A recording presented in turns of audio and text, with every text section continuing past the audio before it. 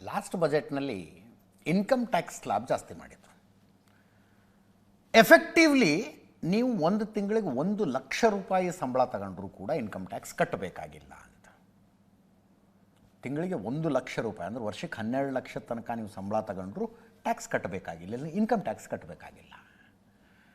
ಅದರಿಂದ ಒಬ್ಬ ಸಂಬಳದಾರನಿಗೆ 1,00,000 ರೂಪಾಯಿನೇ ಸಂಬಳ ತಗೋತಾನೆ ಅಂತ ಇಟ್ಕೊಂಡ್ರೆ ತಿಂಗಳಿಗೆ 8,000 ರಿಂದ 8,500 ಸೇವಿಂಗ್ ಆಗ್ತಿತ್ತು ಪರ್ ಮಂತ್ ಒಂದು ತಿಂಗಳಿಗೆ.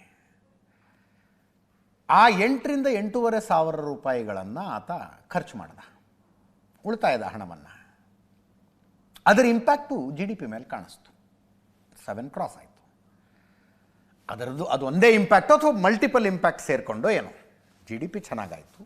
ಈಗ ವಸ್ತುಗಳ ಬೆಲೆಯೂ ಕೂಡ ಕಡಿಮೆ ಆಗಿಬಿಟ್ರೆ ಇದ್ರದ್ದು ಇಂಪ್ಯಾಕ್ಟ್ ಸೇರಿಕೊಂಡು ಸಂಬಳದಾರರಲ್ಲದವರ ಅಂದರೆ ಇನ್ಕಮ್ ಟ್ಯಾಕ್ಸ್ ಡೈರೆಕ್ಟ್ಲಿ ಇಂಡೈರೆಕ್ಟ್ಲಿ ನಾವು ಟ್ಯಾಕ್ಸ್ ಕಟ್ತಾನೆ ಇರ್ತೀವಿ. ಒಂದು ಬೆಂಕಿ ಪೊಟ್ಟಣ ತಗೊಂಡ್ರು ಅದಕ್ಕೊಂದು ಟ್ಯಾಕ್ಸ್ ಕಟ್ಟಿರ್ತೀವಿ ನಾವು. ಇಂಡೈರೆಕ್ಟ್ ಟ್ಯಾಕ್ಸ್ ಮಾತ್ರ ಕಟ್ಟುವವರ ಕಾಂಟ್ರಿಬ್ಯೂಷನ್ ಕೂಡ ಮನಿ ಸರ್ಕ್ಯುಲೇಷನ್ನಲ್ಲಿ ಬರಲಿ ಅನ್ನೋ ಲೆಕ್ಕಾಚಾರದೊಂದಿಗೆ ಮಾಡಲಾಗಿರುವಂಥದ್ದಿದು. ವಿಪಕ್ಷಗಳು ಇದನ್ನು ಬೈಯಂಗೂ ಇಲ್ಲ, ಹೊಗಳಂಗೂ ಇಲ್ಲ. ಜನರ ಮೇಲಿನ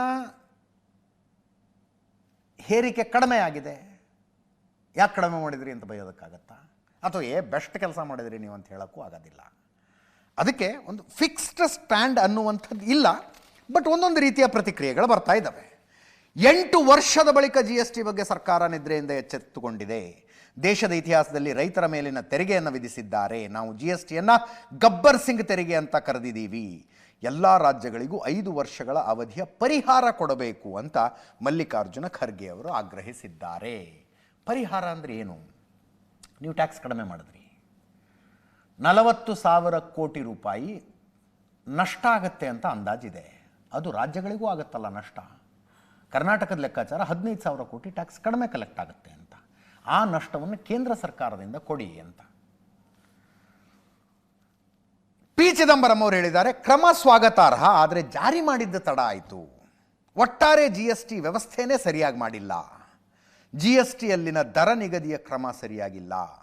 ಬಿಹಾರ ಚುನಾವಣೆ, ಟ್ರಂಪ್ ಸುಂಕ ನೀತಿಯಿಂದಾಗಿ ಈ ಘೋಷಣೆ ಬಂದಿರಬಹುದು ಅಂತ ಜೈರಾಮ್ ರಮೇಶ್ ಕಾಂಗ್ರೆಸ್ ನಾಯಕರು ಹೇಳ್ತಾರೆ. ಬಹಳ ಹಿಂದಿನಿಂದಲೂ ಕಾಂಗ್ರೆಸ್ GST 2.0 ಅನ್ನು ಪ್ರತಿಪಾದಿಸ್ತಾ ಇದೆ.